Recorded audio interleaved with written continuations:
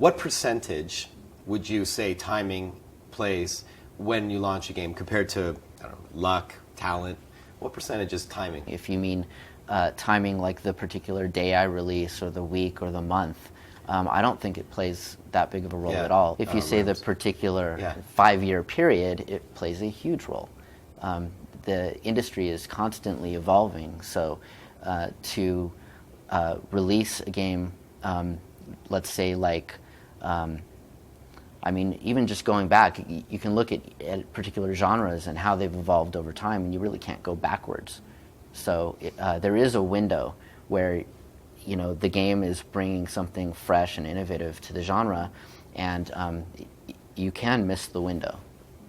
And I'm sure it happens more, like it's frustrating to a developer who may have a great product, but it just wasn't the right timing. Well, and I actually have an example of that from Blizzard's history. We were working on an adventure game called Warcraft Adventures. I remember. And I think it would have been a great game, but I think the problem there was it was our first adventure game. And I think that the window for 2D graphical adventures was rapidly closing. You could even argue that we had already missed it.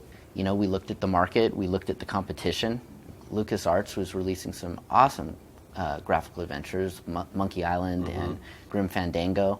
And the amount of work that it would take us to get our game up to the level that Lucas was at, the window would have been closed. A lot of hardcore gamers knew about the Warcraft Adventures cancellation, but I think Starcraft Ghost is probably a more well-known example and something you touched on today. How painful is it to cancel something when you've worked for so long with so many people and poured so much resources into it? It's always painful, and I think we just try to step back and objectively look at where we are in a project and what it would take to bring that project up to what we would call a Blizzard level of quality, what we would expect, what our players would expect, and we look at what is the opportunity cost of actually going and doing that.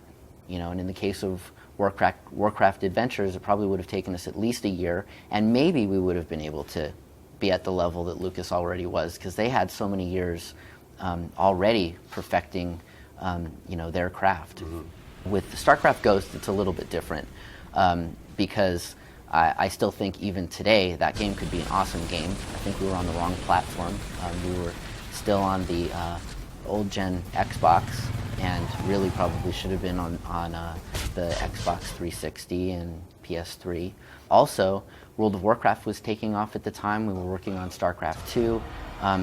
All 3 development teams were trying to staff up and hire talent, and every time we were faced with a decision, you know, new 3D artist, the StarCraft Ghost team wants to hire, but the World of Warcraft team needs this guy to create content for the expansion. What do we do? You had to reprioritize. We had to give the artist to World of Warcraft, and it just was not an environment that the Ghost team could succeed in.